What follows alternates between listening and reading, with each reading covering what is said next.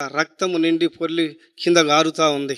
లోకాన్ని విడిచి వెళ్ళిపోతున్నాను కదా, ఒక అనాథ శవాలుగా మిగిలిపోతున్నాను కదా అన్నటువంటి బాధ మాత్రం నాకుంది. ఇంకా ఈ రాత్రి అయితే 2 గంటలు గడిస్తే ఈ లోకాన్నే విడిచిపోవాలనుకున్న వాడికి మాకెందుకు దేవుడు అని అడిగాను.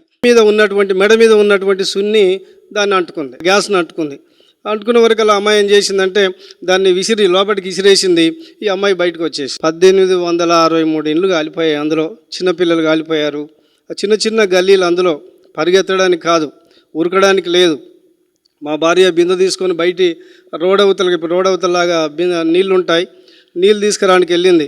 పాప ఇంట్లోనే ఉంది. ఏం చేయాలో అర్థం కావట్లేదు. నేను ప్రయత్నం చేశాను. నేను అప్పటికే ఆత్మను పట్టినోడిని కదా, నాకు అర్థం కాక అందరు కాలిపోతుంటే, కేకలు వేస్తుంటే, ఆకాశానికి అంటుబడే చిన్నపిల్లలు కొంతమంది అందులోనే తగలబడిపోయారు. ఎందుకంటే తల్లులందరూ ఇంకా పనుల నుంచి ఇంటికి రాలేదు. కుక్కలు అందులోనే కాలిపోయాయి, పందులు అందులోనే కాలిపోయినాయి. పెద్ద పెద్ద పారిగోడ కొంతమంది ముసలోళ్ళని అయితే పట్టి అవతలేశారు. ఎందుకంటే కాలో చేయో ఇరిగితే బతికించుకోవచ్చు అని కొంతమంది పిల్లలు తీసి బయటేశారు. నాకు ఏం చేయాలనో అర్థం కాక పక్కింట్లో ఒక ఇంట్లో టీవీ ఉంది. అంటే కాలిపోతూనే ఉన్నాయి. ప్రయత్నం చేశాం, బిందెలు తీసుకొని నీళ్లు ఆర్పడానికి ప్రయత్నం చేశాం, కానీ వల్ల కాలేదు. ఇంట్లోకి వెళ్ళి ఓ టీవీ ఎత్తుకొని ఆ ప్లగ్ కూడా విక్కొని టీవీ ఎత్తుకొని 4 సార్లు పడ్డాను. ఎందుకంటే జనం కిక్కిరిచిపోతున్నారు. 4 సార్లు కింద పడ్డాను, కానీ ఆ టీవీ మాత్రం వదిలిపెట్టట్లే. పాప ఇంట్లో ఉంది. నేను పాపను ఎత్తుకొని పరిగెత్తాలా, ఈ టీవీ పరిగెత్తుకొని వెళ్ళి ఆ రోడ్డు దాటి, ఇంకా రోడ్డు కంటే చాలా దూరం ఉంటుంది, అంత దూరం వెళ్ళి నేను అక్కడికి వెళ్ళిన తర్వాత నేను ఏం పట్టుకొచ్చాను అని చూస్తే ఒక పక్కింట్లో ఆమె టీవీ ఎత్తుకొని వచ్చానండి. ఏం లేదు, నేను ఇది పాప అనుకున్నాను, ఇది టీవీ. మరి ఏమైపోయిందంటే ఎంత మొత్తుకున్నా మళ్ళీ రోడ్డు యువతలకి రాలేకపోయాం. చాలా ఏడ్చాం. పాప ఇందులోనే కాలిపోయిందని భయంకరంగా ఏడుస్తూ ఉన్నాం. కానీ దేవుని మహాకృప, మా శవాలు మా గ్రామంలోనికి రావాలి కాబట్టి ఒక అడ్రస్ రాశాను. ఆ అడ్రస్లో మా సావుకు ఎవరు కారకులు కాదు దాంట్లో రాసినటువంటి విషయం. ఒకవేళ మమ్మల్ని పుట్టించినటువంటి దేవుడే మా సావుకు కారకుడు. అందరికి హృదయపూర్వకమైన వందనాలు. మరి ఒక అద్భుతమైన సాక్ష్యంతో మేము ముందుకు వస్తున్నాం. అనేకులకు షేర్ చేయండి, లైక్ చేయటం మాత్రం మర్చిపోవద్దు, సబ్స్క్రైబ్ చేయండి. దీనివల్ల అనేకులకి రీచ్ అవుతుంది.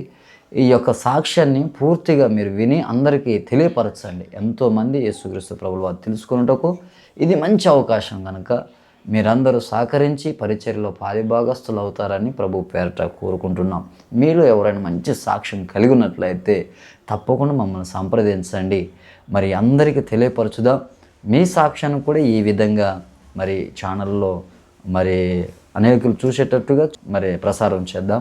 కాబట్టి మమ్మల్ని సంప్రదించండి. మా కొరకు, ఈ పరిచర్య కొరకు ప్రార్థించండి. దేవుడు మిమ్మల్ని మీ కుటుంబాలను దీవించి ఆశీర్వదించును గాక. అందరికీ వందనాలు. దేవునికి స్తోత్రం కలుగును గాక. నా సాక్ష్యం ఏంటంటే, మాకు 4 అక్కచెల్లెళ్ళు, 3 అన్నదమ్ములము. అయితే నేను చిన్నవాడిని.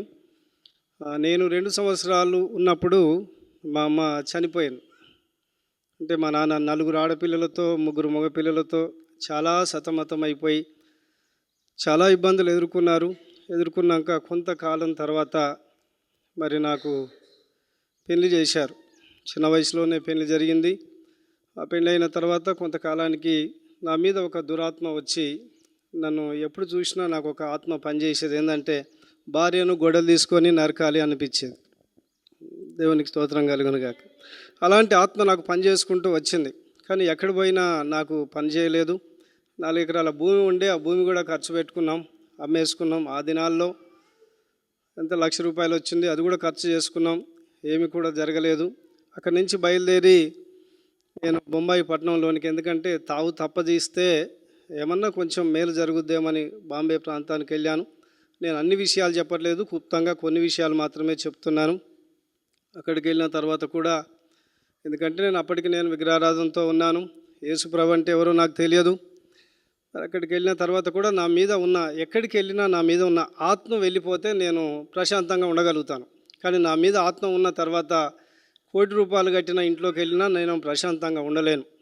కాబట్టి దేవునికి స్తోత్రం. అక్కడికి వెళ్ళిన తర్వాత నడుములు పడిపోయాయి భయంకరంగా. ఏం చేయలేకపోయాం. నేను ఇక్కడ దాదాపు 10-12 సంవత్సరాలు నేను ఇక్కడ అంతా చిల్లర వేషం వేశాను. అందరికీ అసహ్యత, మా అక్కలకి, మా డాడీకి, మా అన్నకి అందరికి కూడా అసహ్యత కలిగింది. బంధువులందరికీ కూడా అసహ్యత కలిగింది. నేను అక్కడికి వెళ్ళిన తర్వాత బాంబేలో మా చిన్నాన్న కొడుకులు ఉంటారు. ఒరే నువ్వు చెడిపోయి వచ్చావురా, ఇప్పటికైనా మేము కొన్ని డబ్బులు ఇప్పిస్తాము, మీరు ఏదన్నా ఒక కళ్ళు దంద వేసుకొని బాగుపడరా, భూమి పోగొట్టుకున్నావు, అంత పోగొట్టుకున్నావు, అవమానం పాలయ్యావు, ఇక్కడ కొంచెం సహకారం చేస్తామురా అంటే ఓకే అని నేను కూడా వాళ్ళు ఆ దినాల్లో దాదాపు 1900 అది 97 అనుకుంటా, 97లో వాళ్ళు ₹5 వడ్డీకి వాళ్ళ ఇండ్ల కాగితాలు పెట్టి నాకు డబ్బులు ఇప్పించారు.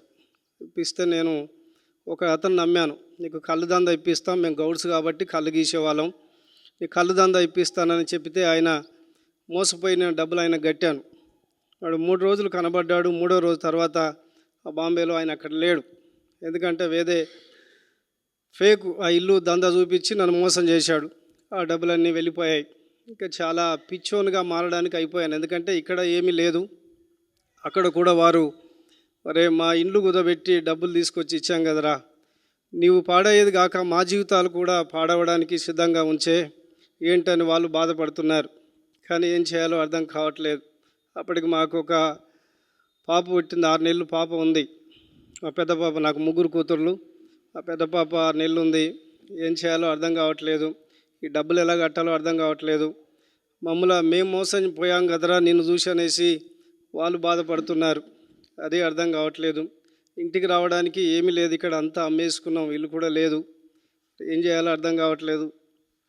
మరి ఎట్లా పరిస్థితి అనేసి ఆ దినాల్లో ఏంటంటే నేను బొంబాయి అనేటువంటి ఒక పట్టణంలో బోర్వెల్లి అనేటువంటి ఒక ప్రాంతంలో ఉన్నాను. అక్కడ 2 ఎకరాల భూమి, దాని చుట్టూ పహారి గోడ ఉంటుంది, 2 గేట్లు ఉంటాయి. అందులో అందరూ చిన్న చిన్న జోపడాలు వేసుకుంటారు. అంటే మన ఎదరు తడకలతో బాంబులతో కట్టి వేసుకుంటారు. దానికి 200 కిరాయి కట్టాలి, ₹2000 అడ్వాన్స్ కట్టాలి. అలాగా వండుకుంటూ ఉన్నాం. అలాగా క్రమంలో ఉంటుండగా ఏం జరిగిందంటే అప్పటికీ నాకు ఎన్నోసార్లు మేము కటిక భయంకరమైనటువంటి స్థితిలో ఉన్నాం. కానీ ఆ షాపులో ఏది తెచ్చినా, పసుపు తెచ్చినా, ఏదన్నా మసాలా ఏదన్నా తెచ్చినా కానీ అప్పటికి కొత్త నిబంధన కాగితాలన్నీ కూడా మన ఇంట్లోకి వస్తున్నాయి. ఎందుకంటే వాళ్ళు తమిళ వాళ్ళు ఉన్నారు అక్కడ. ఈ భాష వాళ్ళకి అర్థం కాక ఈ బైబిల్ అంతా చింపేసి అందులో పొట్లాలు కట్టి ఇస్తున్నారు. ఇంటికి వచ్చినప్పుడల్లా నేను అనుకునేది ఏంటంటే ఇది యేసు ప్రభుది కదా, ఎందుకు చెప్తున్నారు అని అనుకునేవాడిని. కానీ 97లో మార్చి 20 తారీఖు జరిగినటువంటి ఒక భయంకరమైనటువంటి విషయం ఏంటంటే ఒక పాప చుట్టూ పారుగోడ ఒక మనసు ఎత్తు అంటే దాదాపు 6-7 ఫీట్లు ఉంటుంది. 2 గేట్లు, ఒకటి అక్కడంగా గేట్ ఉంటుంది, ఒకటి మెయిన్ గేట్ ఇక్కడంగా ఉంటుంది. అక్కడ ఆ పాప ఏం చేసిందంటే సాయంత్రం 5 గంటల వేళలో అందరూ బాసనలు దోనికి పోతారు. అంటే సాయంత్రం 6 గంటల వరకు ఎవరు రారు, తల్లిదండ్రులు రారు. ఆ పాప అన్నం వండుతుంది, ఇంత ఉంటుంది పాప. గ్యాస్ మీద అన్నం పెట్టి గంజి వంపడానికి ఎప్పుడైతే ఆ గిన్నె తీయబోయిందో అక్కడ గిన్నె తీసింది, పొయ్యి మీద ఉన్న గిన్నె తీసింది. ఈ పొయ్యి మీద ఉన్నటువంటి మెడ మీద ఉన్నటువంటి సున్ని దాన్ని అంటుకుంది, ఆ గ్యాస్ని అంటుకుంది. అంటుకునే వరకు అలా అమ్మాయి ఏం చేసిందంటే దాన్ని లోపలికి విసిరేసింది. ఈ అమ్మాయి బయటకు వచ్చేసింది. అది అంటుకొని దాదాపుగా 1863 ఇండ్లు కాలిపోయాయి. అందులో చిన్నపిల్లలు కాలిపోయారు. ఆ చిన్న చిన్న గల్లీలు, అందులో పరిగెత్తడానికి కాదు, ఉరకడానికి లేదు. మా భార్య బిందె తీసుకొని బయటి రోడవతలాగా నీళ్ళు ఉంటాయి, నీళ్ళు తీసుకురానికి వెళ్ళింది. పాప ఇంట్లోనే ఉంది. ఏం చేయాలో అర్థం కావట్లేదు. నేను ప్రయత్నం చేశాను. నేను అప్పటికే ఆత్మను పట్టినవాడిని కదా, నాకు అర్థం కాక అందరు కాలిపోతుంటే కేకలు వేస్తుంటే ఆకాశానికి అంటుబడే కేకలు వేస్తూ ఉన్నారు. చిన్నపిల్లలు కొంతమంది అందులోనే తగలబడిపోయారు. ఎందుకంటే తల్లులందరూ ఇంకా పనుల నుంచి ఇంటికి రాలేదు. కుక్కలు అందులోనే కాలిపోయాయి, పందులు అందులోనే కాలిపోయినాయి. పెద్ద పెద్ద పారిగోడ, కొంతమంది ముసలోళ్ళని అయితే పట్టి అవతలేశారు. ఎందుకంటే కాలో చేయో ఇరిగితే బతికించుకోవచ్చు అని కొంతమంది పిల్లలు తీసి బయటేశారు. నాకు ఏం చేయాలనో అర్థం కాక పక్కింట్లో ఒక ఇంట్లో టీవీ ఉంది. అంటే కాలిపోతూనే ఉన్నాయి. ప్రయత్నం చేశాం, బిందెలు తీసుకొని నీళ్లు ఆర్పడానికి ప్రయత్నం చేశాం, కానీ వల్ల కాలేదు. ఇంట్లోకి వెళ్ళి ఓ టీవీ ఎత్తుకొని ఆ ప్లగ్ కూడా విక్కొని టీవీ ఎత్తుకొని 4 సార్లు పడ్డాను. ఎందుకంటే జనం కిక్కిరిచిపోతున్నారు. 4 సార్లు కింద పడ్డాను, కానీ ఆ టీవీ మాత్రం వదిలిపెట్టట్లే. పాప ఇంట్లో ఉంది, నేను పాపను ఎత్తుకొని పరిగెత్తాలా, ఈ టీవీ పరిగెత్తుకొని వెళ్ళి ఆ రోడ్డు దాటి, ఇంకా రోడ్డు కంటే చాలా దూరం ఉంటుంది, అంత దూరం వెళ్ళి నేను అక్కడికి వెళ్ళిన తర్వాత నేను ఏం పట్టుకొచ్చాను అని చూస్తే ఒక పక్కింట్లో ఆమె టీవీ ఎత్తుకొని వచ్చానండి. అక్కడ పోయిన తర్వాత అకస్మాత్తమై మా భార్య కనపడ్డది. అందరికి ఆకలి వేస్తున్నారు. ఆమె బిందె వదిలిపెట్టేసి వచ్చింది. ఏం జరిగిందంటే, ఏం లేదు, నేను ఇది పాప అనుకున్నాను, ఇది టీవీ. మరి ఏమైపోయిందంటే, ఎంత మొత్తుకున్నా మళ్ళీ రోడ్డు ఇవతలికి రాలేకపోయాం. చాలా ఏడ్చాం. పాప ఇందులోనే కాలిపోయిందని భయంకరంగా ఏడుస్తూ ఉన్నాం. కానీ దేవుని మహాకృపను బట్టి రాత్రి అది 5 గంటలకు ప్రాంతాన ఆ అగ్ని ప్రమాదం జరిగితే రాత్రి 8 గంటల ప్రాంతాన పాప దొరికింది. ఎందుకంటే మేము బయట ఉన్నాము, మా ఇంటి పక్కల ఉన్నామే పాపను ఎత్తుకొని మరొక గేటుగా బయటికి వెళ్ళిందండి. దేవునికి స్తోత్రం కలిగిన ఆమె, అయ్యా చంద్ర, మేము కళ్ళమ్మేవాడిని అక్కడ, చంద్ర మీ కూతురు మా దగ్గరే ఉందని. అంత గలిబిలి అయిపోయింది. అన్ని వాటర్ మిషన్లు వచ్చాయి, అంతా చల్లారిపోయింది, గందరగోళంగా మారిపోయింది. ఆ పాపను తీసుకున్న తర్వాత నాకు అప్పటికే ఒక దురాత్మ పనిచేస్తూ ఉంది. మా దగ్గర డబ్బులు లేవు, 12 రోజులు ఒకే బట్ట మీద ఉన్నాం, ఇళ్ళన్నీ కాలిపోయాయి. మరి ఎట్లా పరిస్థితి, ఇప్పుడు ఏం చేయాలో అర్థం కావట్లేదు అని ఒక ఆమె, పక్కింటి ఆమె, ఒక యాదవ్స్ వాళ్ళు, అలా కోడలు ఉంటుంది, ఆ ఉండి, అన్న మీరు అందరూ బట్టలు బియ్యము చాలామంది తీసుకొని వస్తున్నారన్న, బంధువులకు తెలియపరుస్తున్నారు, మీరు ఒకవేళ తెలియపరిస్తే మీకేమైనా సహాయం దొరకవచ్చు కదా, మీరు వెళ్ళి ఏమైనా అక్కడ కొంచెం మీరు విషయం చెప్పితే ఏమైనా సహకారం చేస్తారు కదన్న, బట్టలు కానీ డబ్బులు కానీ అని అంటే, మా దగ్గర డబ్బులు లేవురా చెల్లె అంటే, ఆమె ఒక ధైర్యం చేసింది. ఏం చేసిందంటే, అన్న నేను ఒక సాయం చేస్తానన్న మీకు. ఏం సాయం అంటే, నా పట్టగొలుసులు ఉన్నాయి, నా పట్టీలు ఉన్నాయి, ఆ పట్టీలు అమ్ముకొని తీసుకుపోయి మీ ఇంటికి పోయి ఆ డబ్బులో బట్టలో తీసుకొని రమ్మని అక్కను పంపించండి అన్న. ఒకవేళ మీరు తిరిగి ఇస్తేనేమో, తిరిగి ఇవ్వలేమని చెప్పాను, తిరిగి ఇస్తేనేమో తీసుకుంటాను, లేదంటే నా పట్టీలు కూడా అందులోనే కాలిపోయినాయి అని చెప్తాను అని అన్నది.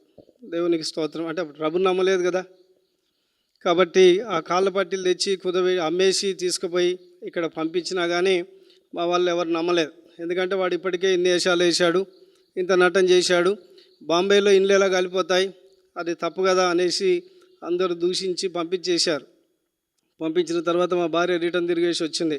అప్పుడు అసలైన విషయం నాకు తెలిసింది ఏంటంటే, అక్కలు ఉన్నారు, అన్న ఉన్నాడు, డాడీ ఉన్నాడు, వీళ్ళు ఎవరో మనకు ముఖం తెలియనటువంటి వారు మా ఇండ్లు కాలిపోయినాయి అంటే, అది నిజమో అబద్ధమో తెలియదు కానీ కొత్త బట్టలు లేకపోయినా కొన్ని పాత బట్టలన్నీ ఇస్తాం, కొన్ని బియ్యం పెట్టకపోయినా కొన్ని నూకలన్న పెడతాం, చలనం ఉడకన్నం పెట్టకపోయినా చలనమన్న పెడతాం. నా వారు నా బంధువులే నమ్మనప్పుడు ఇంకా నేను దేనికోసం బ్రతకాలి? అయినా నాకు ఒకటి అక్కడ వేధిస్తూ ఉంది. ఒకవేళ బ్రతికితే మా చిన్నాన్న కొడుకులు ఇప్పించిన డబ్బులు అప్పులు కట్టాలి. కాబట్టి ఇప్పటితో నేను క్లోజ్ చేసుకోవాలి, నా జీవితం అంతా ఒక శూన్యంగా మారిపోయిందండి.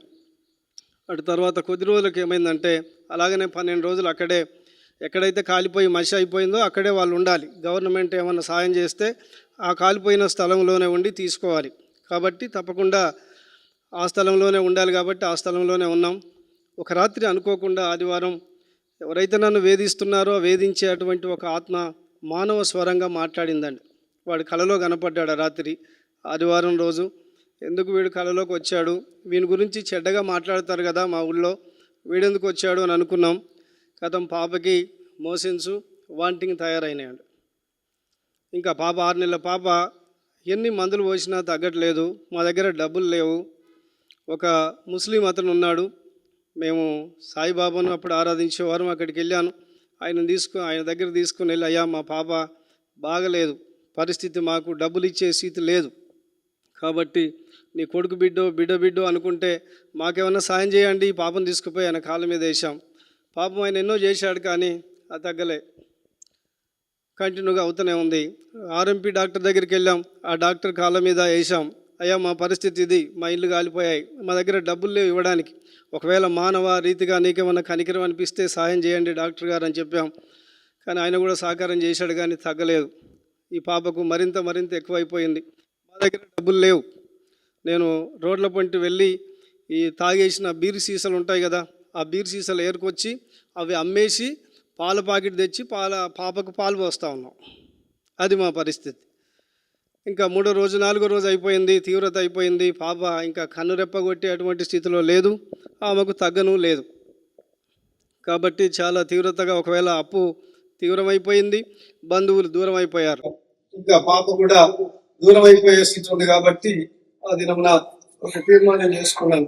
తీర్మానం ఏంటంటే భార్యతో చెప్పానమ్మా, మనము ఎక్కడ గెలవలేము, ఏం చేసినా మనకేం ప్రయోజనం ఏం లేదు. కాబట్టి ఒక తీర్మానం చేసుకున్నాం. తీర్మానం ఏంటంటే మధ్యాహ్నమే నేను ఒక లెటర్ రాసి పెట్టాను. నేను ఒకవేళ మేము చనిపోతే మా శవాలు మా గ్రామంలోనికి రావాలి కాబట్టి ఒక అడ్రస్ రాశాను. ఆ అడ్రస్ లో మా సావుకు ఎవరు కారకులు కాదు దాంట్లో రాసినటువంటి విషయం. ఒకవేళ మమ్మల్ని పుట్టించినటువంటి దేవుడే మా సావుకు కారకుడు. దేవునికి స్తోత్రం కలుగును. ఎందుకంటే దేవుడు అనేవాడు ఉంటే ఈ స్థితిలోనైనా రావాలి. దేవుడు అనేవాడు ఉంటే ఈ స్థితిలోనైనా మాకు సహాయం చేయాలి. కాబట్టి దాంట్లో అడ్రస్ రాసుకొని వాళ్ళకి చెప్పానమ్మా, ఒక ప్లాస్టిక్ పైపులకు పెట్టేటువంటి ఒక ఫెవికోల్ తీసుకొచ్చామని చెప్పాను. పాప ఎలాగో బతకదు, బతికించుకునేటువంటి స్తోమత మన దగ్గర లేదు. మనం బ్రతికినా ఎప్పుడు కట్టలేము, ఊర్లోకి వెళ్ళలేము. మనందరినీ చీకొట్టారు కాబట్టి మన జీవితం శూన్యం అయిపోయింది. కాబట్టి నాతో కనుక నువ్వు ఏకీభావించినట్టయితే ఈ పాపకు పెరుగుకోలు తీసుకొచ్చి చెరకు శిక్ష ఇద్దరం కలిసి కన్నాం కాబట్టి చెరకు శిక్ష పాప పోతా. తర్వాత పాప చనిపోయిందనే నిర్ధారణ తర్వాత మనం ఇద్దరం మోసుకున్నామని అది చెప్పినప్పుడు మా భార్య చాలా ఏడ్చింది. ఒకే నీతో సావడానికి నేను సిద్ధంగా ఉన్నాను, కానీ నేను 9 నెలలు మోసాను, 6 నెలలు పాలిచ్చాను, కానీ పాపను వదిలిపెట్టేసి చచ్చిపోదాం. నేను దానికి సమాధానం చెప్తున్నాను. ఈ సమయంలో పాపను వదిలేస్తే ఎవరు తీసుకుంటారు? ఆ రోగిని ఎవరు తీసుకుంటారు? కన్నవారం మనకే వద్దనుకున్నాం కదా, వారికి ఏం బాధ? వారు తీసుకెళ్ళి ఒకవేళ చనిపోతే, మెడిసిన్ అంతా చేసిన తర్వాత చనిపోతే సమాధికి స్థలం కొనాలి. ఈ చనిపోయే పాపను ఎందుకు తెచ్చుకున్నారని ప్రజలందరూ వారిని తిడతారు కదా. ఆ గొడవ వాళ్ళకి ఎందుకు? అదేదో మనం కన్నాం కాబట్టి మనమే రుణం తీర్చుకుందామని తీర్మానం చేసుకున్నాం. కానీ ఆమె ఒకే నీతో సావడానికి కానీ పాప విషయంలో మాత్రమే వెనకంచె వేస్తూ ఉంది. ఆ రోజు 2 గంటలకు రాసుకున్నాం, 3:30 అయిపోయింది. ఒక ఆమె మా ఊరు దగ్గరలో ఒక ఆమె ప్రభుని నమ్ముకుంది. ఆమె పేరు కృపమ్మ. ఆమె నీళ్ళ కాడ మా భార్య నీళ్ళకి పోతే ఈ పాప బాగలేదట లలిత అంటే, అవునమ్మా బాగలేదు, తీవ్ర ఇబ్బందిలో ఉంది, ఎన్ని ప్రయత్నాలు చేసినా తగ్గట్లేదు అని అంటే ఆమె చెప్పింది, ఇంటికి వచ్చింది. అక్కడ కళ్ళమ్ముతాను కాబట్టి అందరు తెలుసు. అన్నయ్య మీ పాపని చర్చికి తీసుకొని వెళ్దాం, తప్పకుండా దేవుడు బాగు చేస్తాడు, ప్రార్థన చేస్తాడు. ఆ పాస్టర్ కూడా తెలుసు, మాకు రోజు మాట్లాడుతూనే ఉంటాం, కానీ మేము చర్చికి వెళ్ళే వారం కాదు. అయితే ఆమె వచ్చి కొన్ని విషయాలు నాకు చెప్పింది. పాప తప్పకుండా బాగా అవుతుందన్నా, మీరు మంచిగా ఉంటారన్నా, రెండన్నా అని అంటే, ఒరే చెల్లె, ఎవరో బిల్డింగులు కట్టి సంతానం కానీ అభివృద్ధి పొంది మేము జీవితకాలం అంతా భూమి మీద ఉండాలనుకున్న వాడికి దేవుడు కానీ, ఇంకా ఈ రాత్రి అయితే 2 గంటలు గడిస్తే ఈ లోకాన్నే విడిచిపోవాలనుకున్న వాడికి మాకెందుకు దేవుడు అని అడిగాను. ఆమె ఎన్ని విధాలుగా చెప్పినా నాతో గెలవలేకపోయింది. కాబట్టి ఆమె రిటర్న్ తిరిగి వెళ్ళిపోయి అంతవరకు ఒక భయంకరంగా త్రాగుబోతు అనేవాడు ఒక భిక్షపతి ఉండే, ఆయన కాలేబుగా మారాడు, దేవుని నమ్ముకున్నాడు. అటువంటి భయంకరుడు ఆయనను తీసుకొని వచ్చి ఏందన్నా అట్లా చేస్తున్నావు, పాపను తీసుకొని రండి, బాగు చేస్తాడు దేవుడు, నమ్మకమైన వాడన్నా, మేమందరం కూడా భయంకరమైన తాగుబోతులము, మేము మార్చబడ్డామన్నా, మీరు రండి అని అంటే, నేను రాలేనన్నా ఇప్పుడు, ఎందుకంటే నా లోకం వేరు, నేను వెళ్ళాలనుకున్న మార్గం వేరు, కానీ ఇది కరెక్ట్ కాదని అన్నప్పుడు ఆయన పాపను ఎత్తుకొని వెళ్ళాడు. పాపను ఎత్తుకొని వెళ్ళడం ద్వారా ఆయన వెనకాల మా భార్య, ఆ తర్వాత నేను. ఎందుకంటే అప్పటికి మాసిపోయిన బట్టలు, 12 రోజులు స్నానం లేదు, బట్టలన్నీ మాసిపోయాయి, ఎటు చూసినా బూడిది, అంత భయంకరంగా ఏ గాలి వచ్చినా బూడిద అంత పడేది మన మీదనే. అటువంటి స్థితిలో అంత సీదారం, అటువంటి భయంకరమైన పరిస్థితిలో ఆ మందిరానికి వెళ్ళాం. ఆ రోజు ఆ పాస్టర్ అమ్మ అక్కడే ఉన్నారు. వెళ్ళేసరికి వాళ్ళ మధ్యలో వేసుకొని ఈ తీసుకుపోయిన వారు మధ్యలో పెట్టుకొని చాలా ఏడుస్తూ ఉన్నారు. నాకు ఒక ఎగతాళి ఏంటంటే, మేము కన్నవారికే మాకు లేదు, వీళ్ళకి ఎందుకు ఇంత బాధ, ఇంతగానో ఏడుస్తూ ఉన్నారు అని నా మనసులో అనుకుంటున్నాను. ప్రార్థన చేసి ఆ పాస్టర్ గారు చెప్పారు, పాస్టర్ గారు మీ కూతురుకు మంత్రాలు చేశారండి అని అన్నాడు. ఒక ఆత్మ ప్రభావం చూపిస్తూ ఉంది, మాకెవరు మంత్రాలు చేస్తారయ్యా, మాకెక్కడి ఆత్మ ప్రభావం అయ్యా, మీ మతంలో కలవాలని మీరు ఆలోచన చేస్తున్నారు, కానీ అంత తెలివి తక్కువ అయితే నేను కాదులే లేరా.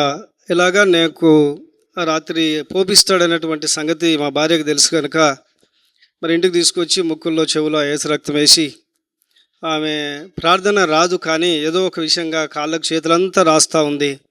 నాకేమో తీర్మానం, ఈ రాత్రి తీర్మానం, నేను లోకానికి వచ్చి ఏం సంపాదించాను, ఏం చేశాను, లోకాన్ని విడిచి వెళ్ళిపోతున్నాను కదా, ఒక అనాథ శవాలుగా మిగిలిపోతున్నాను కదా అన్నటువంటి బాధ మాత్రం నాకుంది. కానీ 12 రోజులు నిద్రలేదు. ఇంకా న్యూ టెస్టిమెంట్ బైబిల్ తెచ్చింది మా భార్య, దాన్ని తీసి బయట పడేశాను. మళ్ళీ ఎందుకు, చివరి కాలంలో ఈ మాల మాదిగా మతం ఎందుకండి, చివరి చనిపోయే ముందు మళ్ళీ ఇది ఎందుకు అని నేను అంటా ఉన్నాను. మళ్ళీ తీసుకొచ్చి ఇంట్లో పెట్టింది. ఆ కొద్దిసేపు అయినాక భయంకరంగా ఒక గాఢ నిద్ర పట్టింది. ఆ నిద్రలో నేను పారేసిన బైబిలు చేత పట్టుకున్నానంట, 2 భాగాలుగా రక్తము నిండి పొర్లి కింద గారుతూ ఉంది. దేవునికి స్తోత్రం కలను. ఇదేంటో రక్తం ఇలా గారుతూ ఉంది, అది పట్టుకున్నందుక ఏంటి అని అనుకున్నాను. ఆ తర్వాత ఇంకా కొద్దిసేపటికి నన్ను దేవుడు మేలక రానివ్వలేదండి. ఒకవేళ వస్తే ఇలాగ చేస్తాడనుకున్నాడు, ఆయన ఉద్దేశం వేరు కనుక దేవుడు మేలక రానియలేదు. ఇంకా కొద్దిసేపటికి ఏమైందంటే ఈ ప్రపంచం అంతా ఒక దర్శనం వచ్చింది. ప్రపంచం అంతా కాలిపోతుంది, అగ్ని వర్షం కురిసి, అందులో నేనున్నాను కానీ కాలట్లేదు. అప్పుడు నాకు తెలియకుండానే నా నోరు ఎత్తి మాట్లాడుతూ ఉంది, ప్రభా ప్రపంచం అంతా కాలిపోతుంది కదా అని అంటే, కట్టిక చీకటి అయింది. చీకట్లో నేను ఎక్కడ పోవాలి ప్రభా అని నాకు తెలియకుండా నా నోరు మాట్లాడింది. అప్పుడు ఆకాశం మీదకి వెళ్ళి ఒక వెలుగు ప్రకాశిస్తూ, నా కుమారుడా నిన్నందరూ వదిలేసుకున్నారు, నీ కొరకు నేను చనిపోయాను, నా కొరకు నువ్వు బ్రతకాలి, నేను నిన్ను బ్రతికించున్నాను, నీకోసం నేను ప్రాణాన్ని పెట్టానని ఆ స్వరం వినబడిందని.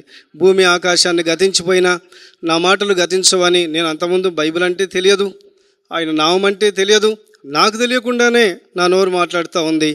అప్పుడు నేను రిలీజ్ అయ్యాను. అప్పుడు చూసే వరకు అలా 11 అవుతుంది, రాత్రి 11 అవుతుంది.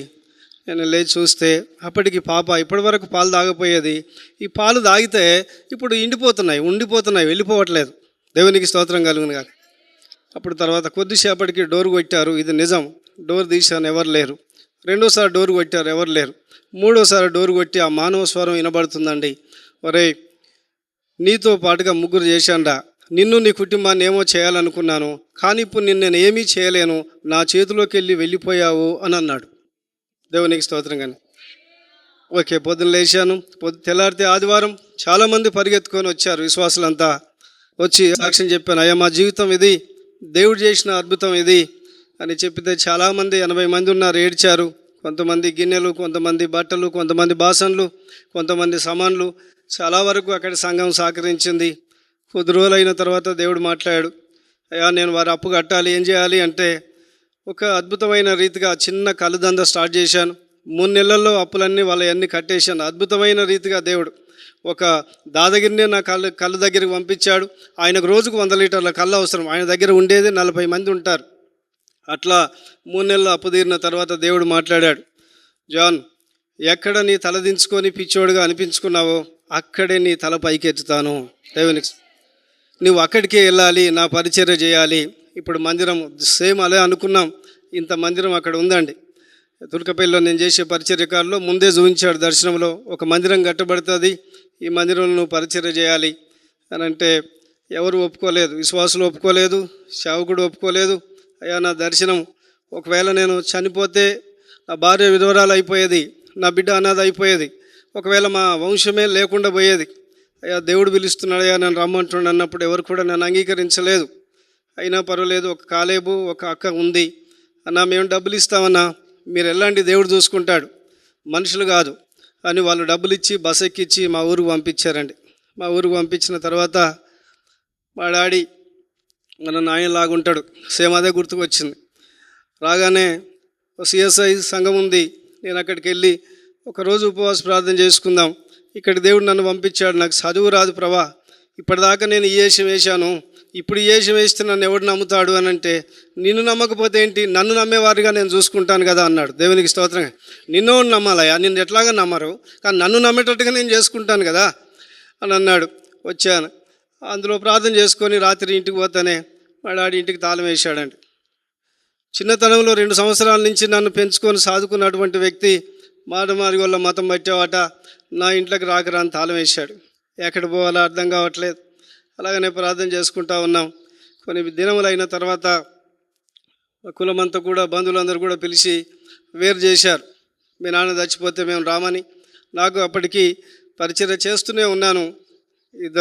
ముగ్గురు పాపలు పుట్టారు. మీ పెళ్ళిళ్ళకు మేము రామని, మా పెళ్ళిళ్ళకు మీరు రావద్దని ఒక నిబంధన చేశారు. కానీ దేవుని మహాకృపను బట్టి నాయన పొద్దున మాట్లాడినట్టుగా పరిశుద్ధాత్మ దేవుడు నా పక్షంగా ఉన్నాడు కనుక, నన్ను పిలిచిన దేవుడు నాతో ఉన్నాడు కనుక, అయ్యా నా పిల్లల పెళ్ళి ఇంకో 22 సంవత్సరాలు పడుతుంది అయ్యా, కనీసం అప్పుడు ఆలోచన చేయండి, ఇప్పుడు ఎందుకు ఆలోచన చేస్తున్నారు? నా బిడ్డల పెళ్ళికి రామంటున్నారు, మీ పెళ్ళికి నన్ను రానియమంటున్నారు. నా బిడ్డల పెళ్ళి అయ్యేటప్పుడు కార్డు తెచ్చి మీకు ఇస్తే కదా అయ్యా మీరు వచ్చేదానికి ఫస్ట్ అన్నాను. దేవునికి స్తోత్రం కలిగిన. మీకు ఇచ్చినాక ఆలోచించండి పోవాలా వద్దని, కార్డు ఇస్తే కదా అన్నాను. మీ నాన్న చనిపోతే మేము రామన్నారు. మా వాళ్ళు చాలా బలగా ఉంటుంది. మా అక్కలకి ఇట్లా అందరూ అదే పట్టుబట్టారు. అయ్యా నేను లంగను దొంగను బాంబేలో ఉండి నేను మా నాన్న చచ్చిపోయి రాకపోతే 1 రోజు 2 రోజులు 3 రోజులు చూసి వాడు లంగో దొంగ అనుకొని తీసి పారేస్తారయ్యా. కానీ కన్న కొడుకును నేను ఇక్కడ ఉన్న తర్వాత నీవెవరో మందికి పుట్టినోనివి, నీవు లేకపోతే పీను కావద్దు అనుకోవడం మీ తెలివి తక్కువతనం అయ్యా అంటే, మామూలుగానే ఉంటున్నాను, మంచి మాటలే మాట్లాడుతూ ఉన్నాను. దేవునికి స్తోత్రం కలిగినాయి. అలాగే చాలా గొడవలు అయినాయి. ఎన్ని అయినా ఏ స్థితిలోనైనా చివరిగా మా నాన్న కూడా చాలా భయంకరంగా మందిరానికి వచ్చేవారిని తిట్టేవాడు, భయంకరంగా తిట్టేవాడు. అరే ఇలా తిడితే ఎలాగయ్యా, ఎవరు వస్తారు ఏంటి? ఇప్పుడు ఇదే దారి, ఆ దారిలోనే కూర్చునేవాడు. ఎవరు వచ్చినా వాళ్ళు రెడ్డిస్ కానీ ఎవరు కానీ భయంకరంగా తిట్టేవాడండి, మామూలుగా కాదండి. జీవితంలో వాళ్ళు కనుక ఒకవేళ బతికుంటే ఇటు రావద్దు అన్నటువంటి స్థితిలో తిట్టేవాడు. ఒకరోజు ప్రార్థన చేశాను, ప్రభా ఈయన ఉన్నంతకాలం ఈ మందిరానికి ఎవరు రారు, ఆయన బాగా వయసు అయింది, ఈయనను తీసేయి ప్రభా అని ప్రార్థన చేశాను. ఇక నేను తట్టుకోలేక ఎంతకని చేయాలి. భయంకరమైన మాటలు, ఎవరు వినరు, వింటే ఎవరు రాడు. ఆ రాత్రి దేవుడు మాట్లాడి, జాన్ మీ నాన్న నన్ను తెలుసుకోకుండా చచ్చిపోడు అని చెప్పాడు. దేవునికి స్తోత్రం కలిగి. ఇంత భయంకరుడు నేను తెలుసుకుంటాడా అని అనుకున్నాను. 2 సంవత్సరాలు అయిపోయింది, అధిక బరువు ఆయన మీద పడ్డది, వయసు పడ్డది. లాస్ట్గా ఇదే జనవరి ఫిబ్రవరి మాసంలో భయంకరమైన చలి, ఇట్లే దేవుని మందిరంలో పండుకునేది ఆయన. పక్కన ఆయన పాస్కాని పోయి మధ్యరాత్రి 2 గంటలకు పడిపోయాడు. ఆ చెట్టు ఏర్లు పైన ఉన్నాయి, పడిపోయాడు. పడిపోయిన తర్వాత నన్ను ఎంత పిలిచినా, నా పేరు రామచంద్ర, ఒరే రామచంద్ర అని ఎంత పిలిచినా నేనేం పలకలేదంట. చివరిగా వాడు మాటికి నా దేవుడు అంటాడు కదా, ఒకసారి వాడిని దేవుని పిలుద్దాం వస్తాడేమో అనేసి మధ్యరాత్రి 2 గంటలకు ఆయనకు యేసయ్య అని సరిగా రావడం రాదు, ఓషయో అని పిలిచిండంట. దేవునికి స్తోత్రం. ఒక వ్యక్తి వచ్చి, ఇప్పుడు తమ్మిన్లాగా చెల్లెలాగా నాయనలాగా తెల్ల వస్త్రాలు వేసుకున్న ఒక వ్యక్తి వచ్చి ఈ మోకాళ్ళ కింద ఒక చెయ్యి, తల కింద మెడ కింద ఒక చెయ్యి తీసుకొచ్చి ఎత్తుకొచ్చి మందిరంలో మంచం మీద వండబెట్టి, నీ కొడుకు నమ్ముకున్న దేవుణ్ణి నేనేనని చెప్పేశాడట. దేవునికి పొద్దుగాలు లేచి చింతాక్రాంతుడైండు. ఏంటంటే పొద్దున్న లేస్తేనే నన్ను పిలిచి తిట్టేటోడు, రే రామచంద్రు అని. ఏంటయ్యా మళ్ళీ ఏం రామాయణమో పొద్దున అనుకున్నాను. లేదు రాత్రి నీ దేవుడు వచ్చిండని. నా దేవుడు నీ దగ్గరికి ఎందుకు వస్తాడంటే, నేను వెళ్ళిపోయి పడిపోయాను రా, ఎవరు రాలేదు, ఎంత పిలిచినా పలకలేదు. మరి దేవుడు ఓసేయ అని పిలిస్తే వచ్చి తీసుకొచ్చి నన్ను మందిరంలో వండబెట్టాడు. కాబట్టి వెంటనే ఫోన్లు చేయి అక్కలకి అన్నాడు. అక్కలకు అన్నలకు, మా అన్న చెన్నైలో ఉంటాడు, మా అక్కలందరూ దూరంగా ఉంటారు, వారందరూ నాకు విరోధంగా. అయ్యా తమ్ముడు నమ్ముకున్న దేవుణ్ణే నేను నమ్ముకుంటాను, వాళ్ళందరూ వద్దొద్దు, వాడు మమ్మల్ని ముట్టనీయడు, రానియడు, వాని ప్రజలే పెడతారు, వద్దొద్దు అంటే మీరు వచ్చినా సరే రాకపోయినా సరే తమ్ముడు నమ్ముకున్న దేవుణ్ణే నేను నమ్ముకుంటానని బాప్తీసం తీసుకున్నాడని. దేవుని స్తోత్రం. అదేవిధంగా బాంబేలో ఉన్నప్పుడు ఏ దర్శనం అయితే ఇచ్చాడో దేవుడు, ఒక అద్భుతమైన రీతిగా ఒకరు మరి వారి యొక్క సమస్య ఉండే, భూమి సమస్య ఉండే, ఆ సమస్యను దేవుడు తీసేశాడు. వారు దేవుని మందిరానికి, నాదంటూ ఏం లేదు, రూపాయి పెట్టలేదు, వారు ఒక 2000 గజాలు దేవుని మందిరానికి కొనిచ్చారండి. ఏ స్థలంలో బాంబేలో ఉన్నప్పుడు దేవుడు చూపించాడో ఆ స్థలంలో ఒక 2000 గజాలు మెయిన్ రోడ్కే ఉంటుంది. అది చూపించి వెంటనే నాకు రిజిస్ట్రేషన్ చేశారు. చేసిన తర్వాత దేవుడు ఆ రాత్రి ఒక దర్శనం ఇచ్చాడు.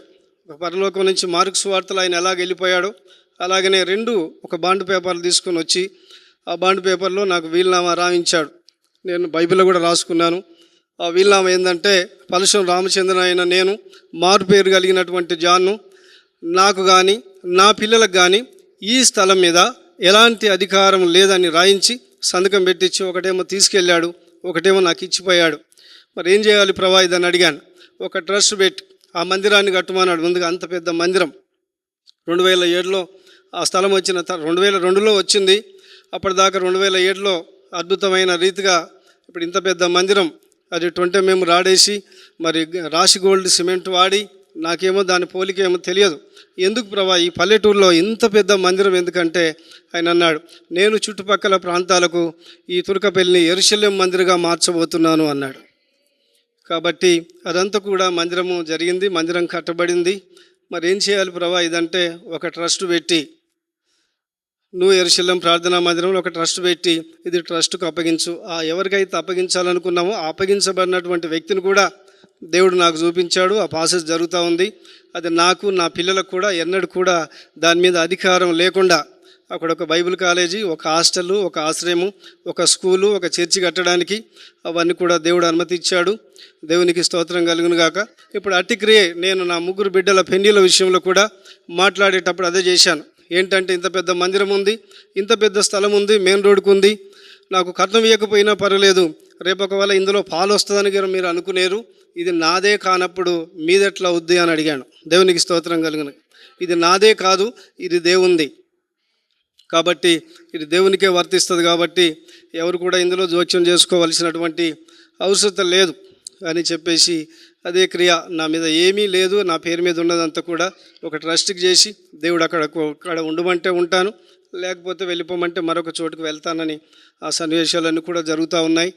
మా కోసం కూడా ప్రార్థన చేయండి. దేవుడు ఎన్నో అద్భుతాలు చేశాడు, ఎన్నో సూచక్రియలు చేశాడు, ఎన్నో కార్యాలు చేశాడు. అనేకమైన ప్రజలు సేవకులు వచ్చి కూడా ఇంత పల్లెటూరులో ఇంత పెద్ద మందిరం ఎందుకని అనేకులు ఏలం చేశారు. నేను ఒకటే చెప్పాను, నన్ను కట్టుమన్నది మీరు కాదు, దేవుడు కట్టుమన్నాడు. దేవునికి స్తోత్రం కలగ.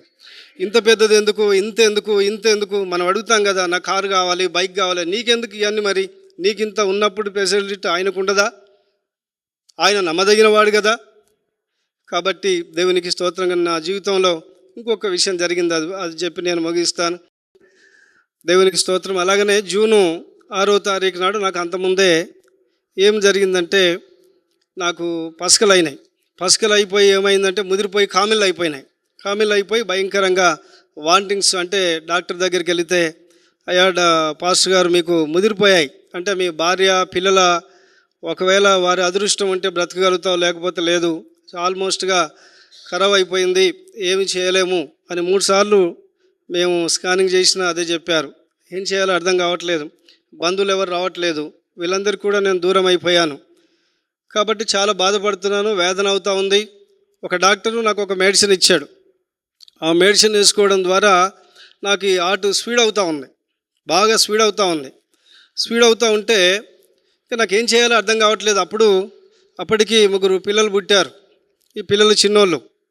మందిరంలో వండుకొని ఆలోచిస్తూ ఉన్నాను, ప్రభా మరి ఇదంతా డాక్టర్ అయితే ఇంకా మేము ఏమీ చేయలేమని చేతులు ఎత్తేసారు, మరి మీ ఉద్దేశం ఏంటి ప్రభా? నేను ఇంత పవర్ఫుల్గా మాట్లాడుకుంటూ వచ్చాను కదా, ఇక్కడ పరిచర్య అయిపోద్ది, అంత గందరగోళంగా మిగిలిపోద్ది, నేను ఏం చేయాలో అర్థం కావట్లేదు ప్రభా అని ప్రార్థన చేస్తూ ఉన్నాను. కానీ ప్రభు చెప్తా ఉన్నాడు, జాన్ నువ్వు ఒకవేళ చనిపోయినా నేను నిన్ను లేపుతాను. దేవుని లేపుతాడు. కానీ నాకు చిన్న అనుమానం, ఇప్పుడు కాదు ఎప్పుడైనా లేపుతాడు కాబట్టి ఆ మాట మాట్లాడుతున్నాడేమో అనేది. ఎందుకంటే చిన్న పిల్లలు, ఇప్పుడు ఆమె మళ్ళీ లోకంలో కలుస్తుంది, ఎందుకంటే సమర్పణ పోద్ది, మళ్ళీ ఊళ్ళో కూడా సువార్త ప్రకటించడానికి రాదు. ఒకడేదో వచ్చి మందిరాన్ని కట్టి సువార్త ప్రకటించి వాడు చచ్చిపోయారా నాయన అనంటే మళ్ళీ ఎవడు రాడు, మీకు అవమానం కలుగుద్ది. మరి ఏం చేయాలి ప్రభా? నన్ను అయితే ఎట్లాగనైతే శత్రువుల ముందు అవమానం పొందకుండా మాత్రం నన్ను కాపాడు, ఎందుకంటే సావకుండానైతే ఎవడు బ్రతకలేడు భూమి మీద అని అనుకుంటున్నాను. కానీ నాకు చాలా స్పీడ్ ఎక్కువైపోయింది, నేను భార్యకు చెప్పలేకపోతున్నాను, ఆమె అధైర్య పడతామని. ఒక దినమున జూను 6వ నెల 6వ తారీఖు నాడు ఆ రోజు ఏదో ప్రేయర్ జరిగింది, సండేనో ఏదో వచ్చింది, ప్రేయర్ జరిగింది. నేను పండుకున్నాను, ఎక్కువైపోతుంది, ఒక మెత్త వేసుకున్నాను, పండుకున్నాను. అకస్మాత్తుగా జరిగింది ఏంటంటే గుండె స్పీడ్ ఎక్కువైపోయింది. ఆ కళ్ళ పొంటి నీళ్లు గారుతూ ఉన్నాయి, చెవులు నిండిపోయింది. మెత్త వేసుకున్నాను. కొంచెం దూరమే, అంత దూరమే, ఆ గోడంత దూరమే. మా భార్యను పిలిచి ఒక మాట నాకు అర్థమైపోయింది, నేను వెళ్ళిపోతున్నాను అని అర్థమైపోయింది, ఈ లోకాన్ని విడిచి వెళ్ళిపోతున్నా అర్థమైపోయింది. మా భార్యను పిలిచి ఒక మాట, పిల్లలు భద్రము, నేను వెళ్ళిపోతున్నానని చెప్పుదామని చెయ్యి లేచింది, కానీ కింద పడిపోయింది. ఈ నోరు పనిచేయట్లేదు, ఏం చేయాలా? కళ్ళన్నీ నిండిపోయి గుండె అయిపోయిన తర్వాత ఒక వ్యక్తి, అంటే ఒక ఆత్మ, ఎలాగా అది మనిషిలాగానే ఉంది, ఒక ఆత్మ నన్ను వదిలి మెయిన్ గేట్లో నుంచి బయటికి వెళ్ళిపోయింది. బయటికి వెళ్ళిపోయింది. కానీ అది వెళ్ళిపోయిన తర్వాత కొద్ది నిమిషాల తర్వాత ఏమైందంటే ఒక గోడ మీద ఒక రక్తముతో నిండిన ఒక వాక్యం వస్తుందండి. సత్యము, జీవము, మార్గము నేనేనని ఒక రక్తముతో ఎలాగ వెళ్ళిపోతుందో రాస్తుంటే ఎంత కిందికి కారుతూ ఉంటుందో గోడ పంటి, అలాగ ఒక రక్తముతో వెళ్ళిపోతూ ఉంది వాక్యం. మన బస్సుల మీద వెనక ముందు వెళ్ళిపోతాయి కదా, అలాగ వెళ్ళిపోతూ ఉంది. ఇదేంటి ఇట్లా వచ్చింది అనుకున్నాను. అది వచ్చిన తర్వాత ప్రభు వచ్చిన ఎడమ పక్కన నిలబడ్డాడు. నిలబడిన తర్వాత ఒక ఆత్మ గేట్ లోపలి నుంచి మళ్ళీ బయటకు వచ్చింది, లోపలికి వచ్చేసింది. ఆ లోపలికి వచ్చి ఎలా ప్రవేశిస్తుందంటే, ఈ తిమ్మిరి పడితే ఎలాగ ఉంటుంది, కాలు తిమ్మిరి పట్టింది వారికే అర్థమైంది తప్ప ఇంకా పక్కవాడికి వాడు కూడా అర్థం కాదు. ఆత్మ కూడా వెళ్ళిపోయేటప్పుడు అట్లే తిమ్మిరి వదిలిపోయినట్టుగా వెళ్ళిపోయింది. ఇప్పుడు వచ్చేటప్పుడు కూడా కాళ్ళ పెద్ద నేళ్ళ నుంచి స్టార్ట్ అయింది. చిన్నగా చిన్నగా చిన్నగా చీమలు పట్టినట్టుగా తిమ్మిరి పట్టినట్టుగా మొకాల కాడికి వచ్చింది, పైకి వచ్చింది, ఇక్కడ గుండె కాడికి వచ్చింది, ఇట్లా మీదికి వెళ్ళిపోయింది. అప్పుడు ఈ గుండె స్టార్ట్ అయింది. గుండె స్టార్ట్ అయిన తర్వాత ఒక హస్తం వచ్చింది.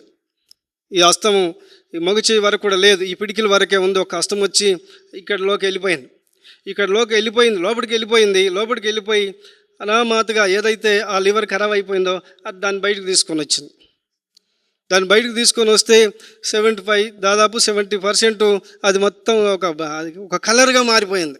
బాగున్నది ఒక రకంగా ఉంది, బాగలేనిది ఒక రకంగా ఉంది. అదంతా తీసి చూపించాడు. దాన్ని చూపించి ఇంకేం మాట్లాడిన వెళ్ళిపోయాడు. అప్పుడు నేను లేచి చాలా ఏడ్చాను. ప్రభా, ఈ భూప్రపంచంలో ఎన్ని కోట్లు పెట్టినా, ఎన్ని అద్భుతమైన క్రియలు చేసినా కానీ ఈ నిత్యజీవం ఇచ్చేది ఎవరు? మీరే కదా, మీ వల్లనే సాధ్యమైంది కదా ఇది. నా జీవిత కాలం అంతా కూడా నేను ఎక్కడ ఏ సపోర్ట్ కాకుండా నా జీవితకాలం అంతా నీ కొరకే నేను బ్రతుకుతానని అప్పుడు లేచి తీర్మానం చేసుకొని భార్య పిల్లల దగ్గర తీసుకొని మనం ప్రభులోనే కొనసాగాలి. 2 కొరింథీ 5:15 ఉంటుంది. ఆయన మన కొరకు చనిపోయి తిరిగి లేచి, మన పాపాల నిమిత్తం ఆయన చనిపోయి తిరిగి లేచి మనతో కూడా జీవిస్తున్న యేసుతో కూడా ఇంకా నా ప్రయాణం కొనసాగించాలని తీర్మానం చేసుకున్నాను. దేవునికి స్తోత్రము. ఇంకెన్నో అద్భుతమైన కార్యాలు చేశాడు. నన్ను కూడా మరణంలో నుంచి లేపి నిలబెట్టి, మరణం అనేది అందుకే ఎవరికి అర్థం కాదండి. కాలు తిమ్మిరి పడితే పట్టిన వానికే అర్థం అవుద్ది కానీ పక్కవానికి ఎవరికి అర్థం కాదు, ఎవరు చూడడానికి కూడా అర్థం కాదు. నాది కూడా వెళ్ళిపోయేటప్పుడు అలాగనే ఒక ఆత్మ సేమ్ దానికి కళ్ళు చెవులు అన్నీ ఉన్నాయి, విడిచి వెళ్ళిపోయింది. మళ్ళీ ప్రవేశించేటప్పుడు కూడా ఆ కాలు తిమ్మిరి ఎలాగ పడతాదో ఆ పట్టిన వానికి తప్ప పక్కవారికి ఎవరికి అర్థం కాదు. అందుకే అలాగనే పట్టుకుంటూ వచ్చింది. కాబట్టి దేవుడు ఆయన మృతుల్లోకి వెళ్ళి లేచిన దేవుడు, నన్ను లేపిన దేవుడు కనుక ఈ పరిచర్యను, నా జీవితాన్ని ప్రవాది నాది కాదు, ఎప్పుడు కూడా నా స్వార్థం అని అనుకోలేదు. ఇది దేవునిది, దేవుని పిల్లలకే చెందాలి, దేవుని కార్యమే నడవాలి, దేవుని యొక్క చిత్తమే నెరవేర్చాలని ఉద్దేశం కలిగి ఉన్నాం. దాని విషయంలో కోసం మీరు ప్రార్థన చేయండి దయచేసి. మరి ఏ స్వార్థం అనేది నాది కాదు, ముందుగా అందరికీ చెప్తాను, అది నాది కాదు, అది దేవునిది. ఎవరు చూపించారో, ఎవరు ఇమ్మన్నారో, ఎవరు ఇచ్చారో, ఎవరి చేత ఇప్పించాడో అది ఆయనదే. కాబట్టి నాది ఏది కాదని ఇప్పటికి కూడా నా తీర్మానం అదే చేసుకున్నాను. అక్కడ బైబిల్ కాలేజీ, హాస్టల్, ఆశ్రమం, మరి చర్చి, ఒక స్కూల్, ఇవన్నీ కూడా బయలుపరిచాడు. అవన్నీ నేను బైబిల్లో రాసుకున్నాను, అవన్నీ నాకు ఉన్నాయి. కాబట్టి దాని ఆధారంగానే దేవుని పరిచర్య కొనసాగడానికి, అక్కడ దేవుని చిత్తం జరగడానికి మీరు కూడా నా కోసం ప్రార్థన చేయండి. ఇటు కృపను దేవుడు మీకు కూడా మీ జీవితాల్లో అద్భుతం చేసి నిలబెట్టి దేవుడు మహిమపరచబడును గాక. నా జీవితంలో చేసిన దేవుడు మీ జీవితంలో కూడా మేలు చేయను గాక.